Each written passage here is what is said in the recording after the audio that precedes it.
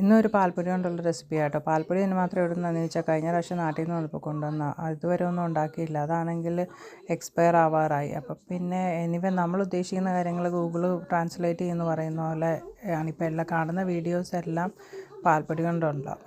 പാലെടുത്തപ്പോൾ 1 cup പാലാണെങ്കിൽ 1 cup പാൽപ്പൊടി ഇട്ടിട്ട് നന്നായിട്ട് ഇളകി ഇങ്ങനെ സ്പാറ്റില വെച്ചിട്ട് ഇങ്ങനെ പ്രസ് ചെയ്ത് നന്നായിട്ട് മിക്സാക്കി കൊടുക്കണം. നമ്മൾ ഇളക്കി കൊടുത്തുകൊണ്ടിരിക്കണം. ഇളക്കി കൊടുക്കുന്ന സമയത്ത് കട്ടിയാവുന്നില്ല, സ്റ്റിൽ ലൂസായിട്ട് തന്നെയാണ് നിൽക്കുന്നതെങ്കിൽ കുറച്ചും കൂടി പൊടി ഇടുക. പിന്നെ റവ ഉണ്ടെങ്കിൽ 1 സ്പൂൺ റവയും കൂടി ചേർക്കാം. എൻ്റെ അടുക്കൽ മറ്റേ ഇൻസ്റ്റൻറ്റ് ഉപ്പുമാവിൻ്റെ മിക്സി ഉണ്ടായിരുന്നുള്ളൂ, പ്ലെയിൻ റവ ഇല്ലായിരുന്നു, അതുകൊണ്ട് ഞാൻ ഇടാഞ്ഞ്.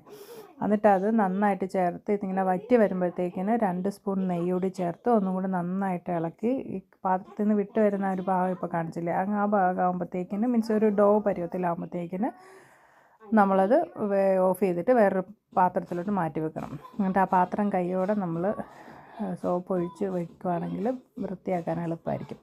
ഇനി പഞ്ചസാര പാനി റെഡിയാവാനായിട്ട് എല്ലാവരുടെ കയ്യിലും മറ്റേ അളവിൻ്റെ പാത്രം ഉണ്ടായിരിക്കുമല്ലോ, അതിലാണെങ്കിൽ 2 കപ്പ് വെള്ളമാണെങ്കിൽ 2 കപ്പ് സെയിം കപ്പ് പഞ്ചസാര.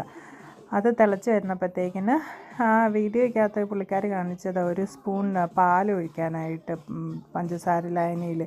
കാരണം അതിൻ്റെ അകത്ത് ഇമ്പ്യൂരിറ്റീസ് ഇങ്ങനെ നമ്മൾ പാൽ ഒഴിച്ച് കഴിഞ്ഞ് കുറച്ച് കഴിയുമ്പോൾ തിളച്ച് കഴിയുമ്പോഴത്തേക്കിന് പാട പോലെ മേളിലാകും. അന്നേരത്തേക്കിന് അത് കോരിക്കളയാൻ വേണ്ടിയിട്ട്. പിന്നെ നമ്മുടെ ഡോ അപ്പോഴത്തേക്കിന് തണുത്തിട്ടുണ്ടാവുമല്ലോ, നമ്മൾ പഞ്ചസാര ലായനി ഉണ്ടാക്കി കഴിഞ്ഞപ്പോഴത്തേക്കിന് അതിൻ്റെ അകത്തോട്ട് 1 സ്പൂൺ മൈദയും 1 സ്പൂൺ ബേക്കിംഗ് പൗഡറും പിന്നെ ഒരു 1/4 ടീസ്പൂൺ ബേക്കിംഗ് സോഡയും കൂടി ഒഴിച്ച് നന്നായിട്ട് മിക്സ് ചെയ്യുക.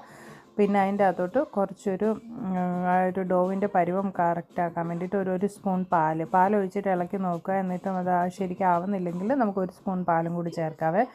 അത് കഴിഞ്ഞപ്പോൾ ലാസ്റ്റ് നമ്മൾ ചപ്പാത്തിക്കൊക്കെ കുഴയ്ക്കുന്ന പോലെ കയ്യിൽ ഇച്ചിരി എണ്ണ തൂത്തിട്ട് ചെറിയ ചെറിയ ബോളുകളായിട്ട് ഉരുട്ടിയെടുക്കുക. അപ്പോൾ അതാക്കി കഴിയുമ്പോഴത്തേക്കിന് ഒരു പാനിൽ എണ്ണ ചൂടാക്കി കഴിയുമ്പോഴത്തേക്കിന് ഇട്ട് വറുത്തെടുക്കുക. എണ്ണ ഇച്ചിരി ചൂട് കൂടുതലായി വേണം, ഞാൻ ഇട്ട ഉടനെ ശരിക്കും കരിഞ്ഞെരിഞ്ഞ് പോകുമായിരുന്നു. അപ്പോൾ ഇതിൽ ഞാൻ പറഞ്ഞല്ലോ, ആ വീഡിയോ ഞാൻ കണ്ട വീഡിയോയ്ക്കകത്ത് പറഞ്ഞാൽ പഞ്ചസാര കറക്റ്റ് അളവെടുക്കാനായിട്ട് 2 കപ്പ് പഞ്ചസാരയാണെങ്കിൽ 2 കപ്പ് വെള്ളം. പക്ഷെ നല്ല മധുരമായിപ്പോയി, അതുകൊണ്ട് വേണമെങ്കിൽ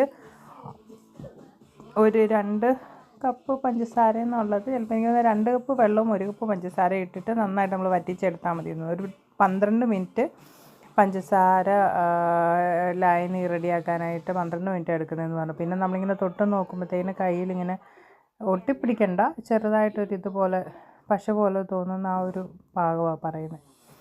അപ്പം എല്ലാവരും ഗുലാബ് ജാമുൻ ഉണ്ടാക്കി നോക്ക്, നല്ല ടേസ്റ്റായിരുന്നു, കൊള്ളായിരുന്നു.